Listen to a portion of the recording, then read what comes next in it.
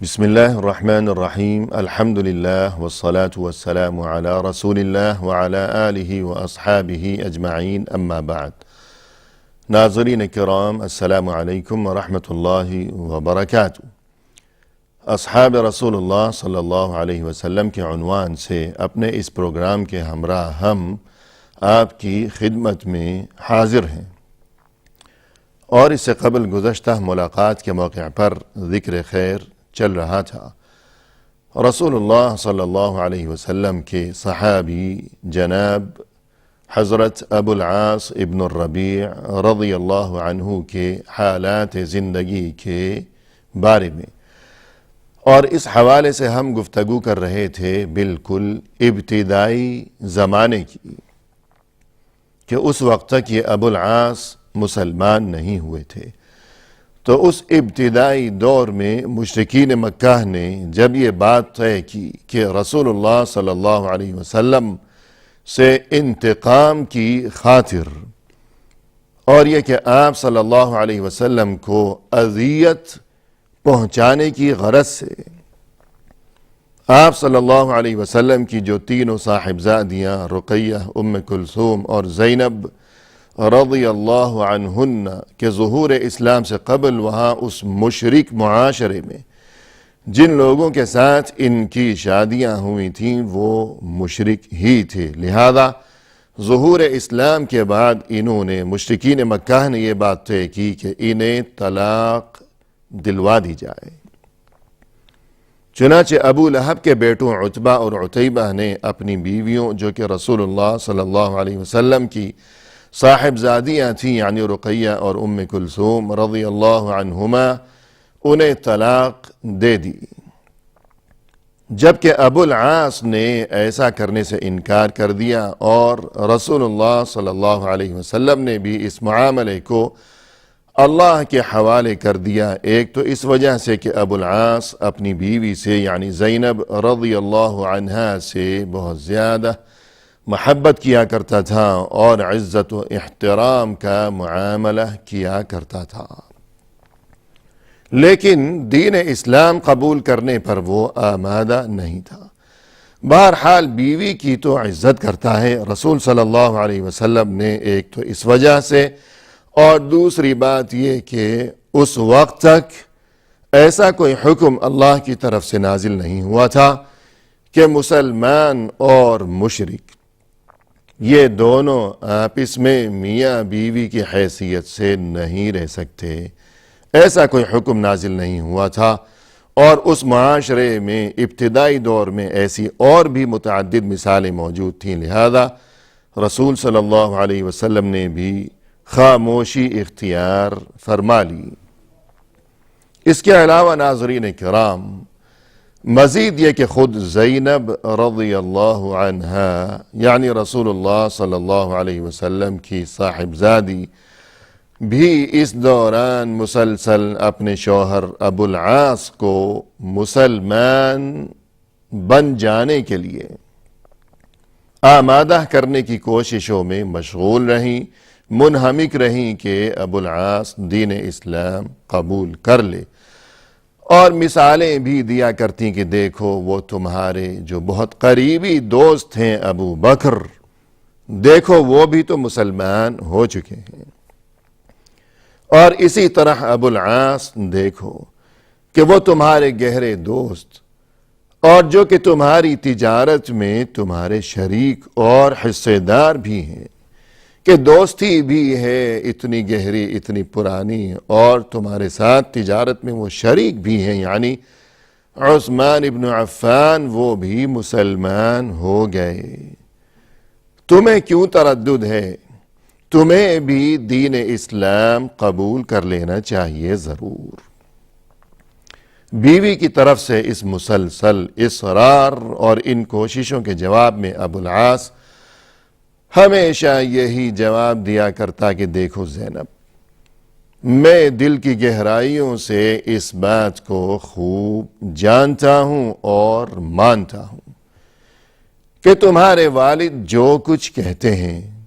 وہ سچ کہتے ہیں، اور جس دین کی طرف وہ دعوت دیتے ہیں وہی دین برحق ہے، اور یہ کہ ان کی ہر بات حق اور سچ ہی ہے یقیناً۔ میں اس چیز کا دل کی گہرائیوں سے اقرار کرتا ہوں، اعتراف کرتا ہوں، مگر بات کچھ اور ہے، اور وہ بات یہ ہے کہ اس معاشرے میں میری بڑی حیثیت ہے۔ اگر میں نے دین اسلام قبول کر لیا تو یہ بڑے بڑے سرداران قریش یہ مجھے جینے نہیں دیں گے، اور یہ مجھے دو باتوں کا طعنہ دیا کریں گے ہمیشہ۔ پہلی بات تو یہ کہ میں نے اس قدر خاندانی انسان ہونے کے باوجود اور اس معاشرے میں اس قدر باحیثیت ہونے کے باوجود آباء و اجداد کے دین سے غداری کی، باپ دادا کے دین سے منہ موڑ لیا۔ اتنی بڑی غداری اور اتنی بڑی بے وفائی اور اتنا بڑا جرم، اور اس سے بھی بڑھ کر جو طعنہ دیا جائے گا مجھے، وہ یہ کہ بیوی کے سامنے جھک گیا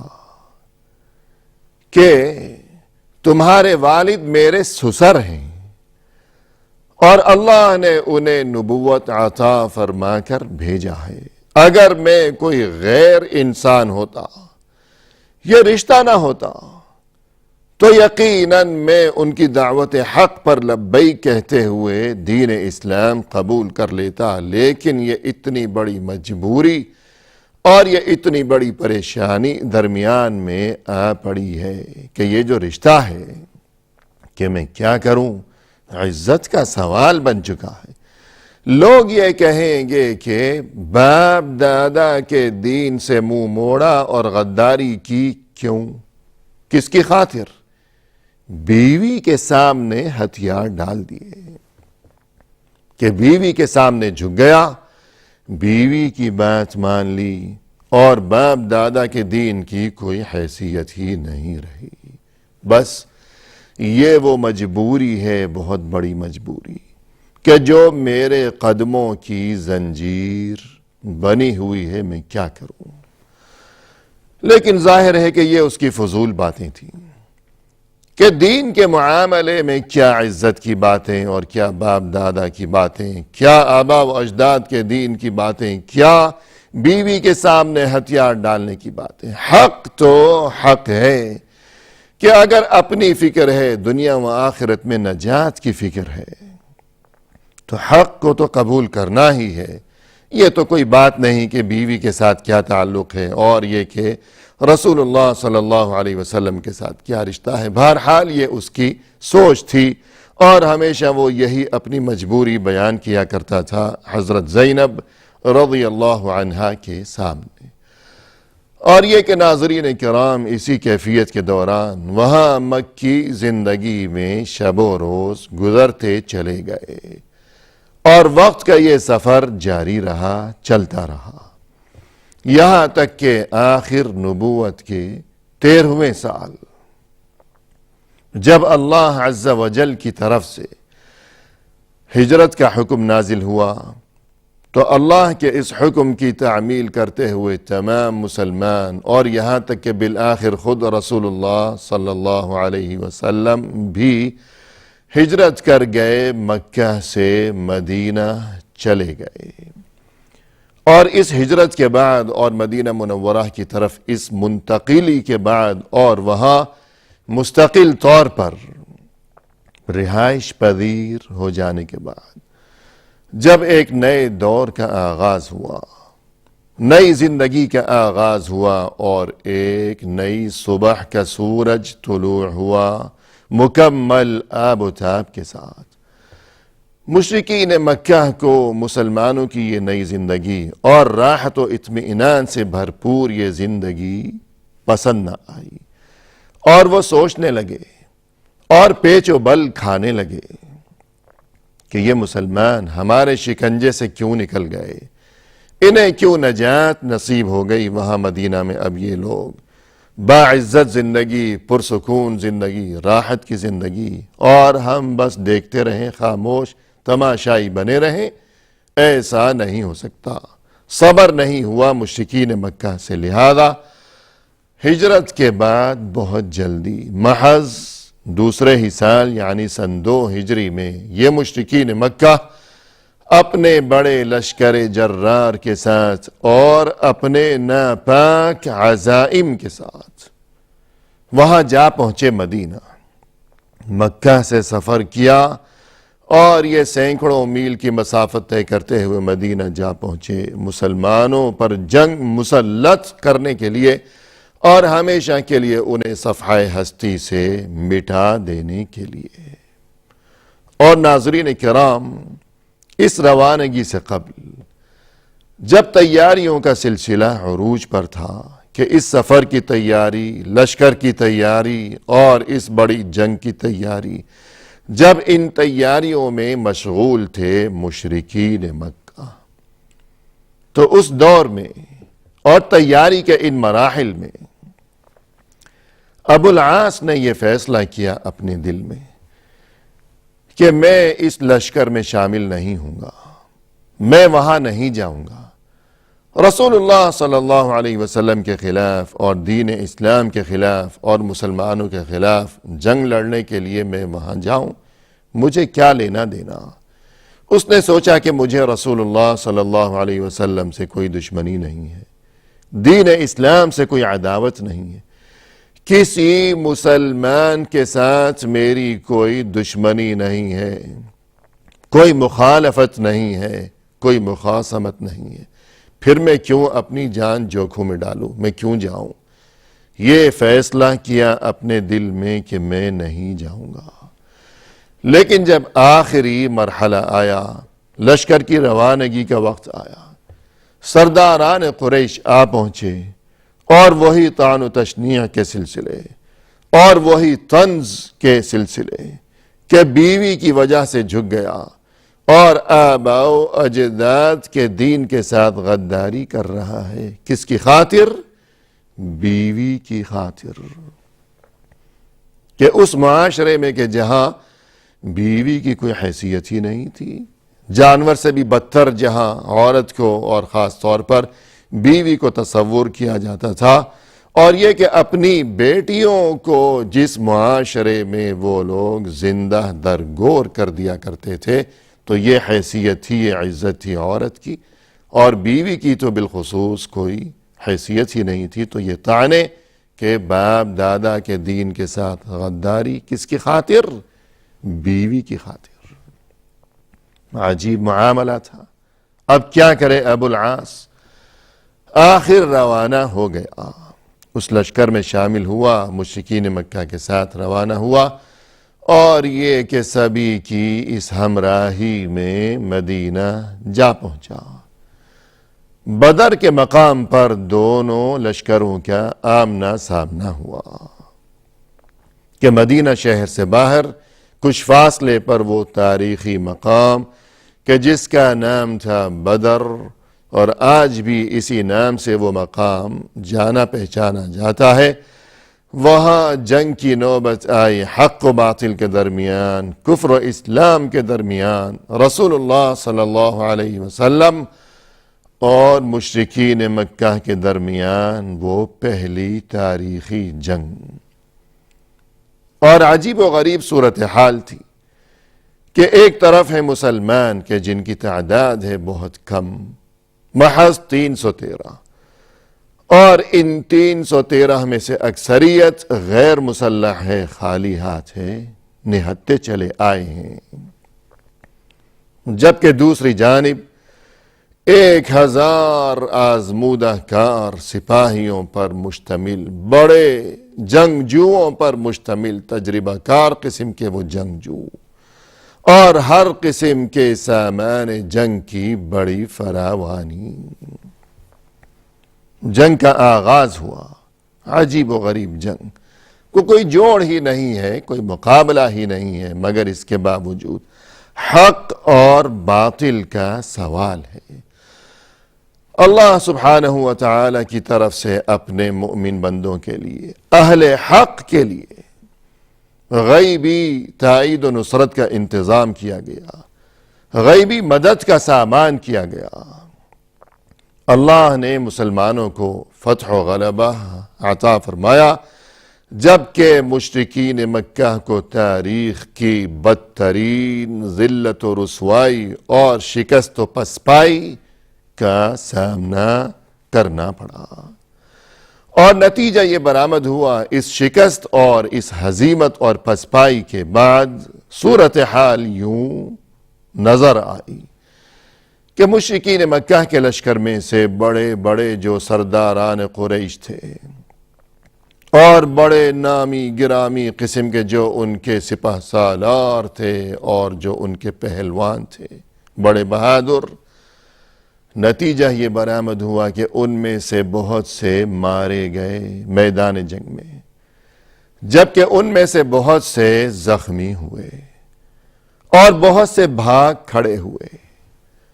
جبکہ بہت سے ایسے بھی تھے کہ جنہیں قیدی بنا لیا گیا، کہ کوئی مارا گیا،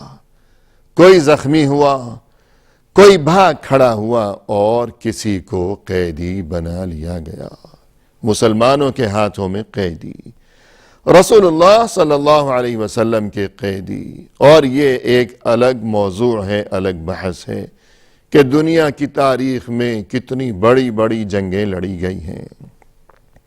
اور یہ کہ لوگوں کو قیدی بھی بنایا گیا ہے، اور یہ کہ قیدیوں کے ساتھ کیسا سلوک کیا گیا، مگر رسول اللہ صلی اللہ علیہ وسلم کے قیدی ان کے ساتھ کیا سلوک کیا گیا، یہ ایک الگ موضوع ہے، یہ ایک الگ داستان ہے۔ بہرحال رسول اللہ صلی اللہ علیہ وسلم کی قید میں آ گئے بہت سے لوگ۔ اور ناظرین کرام،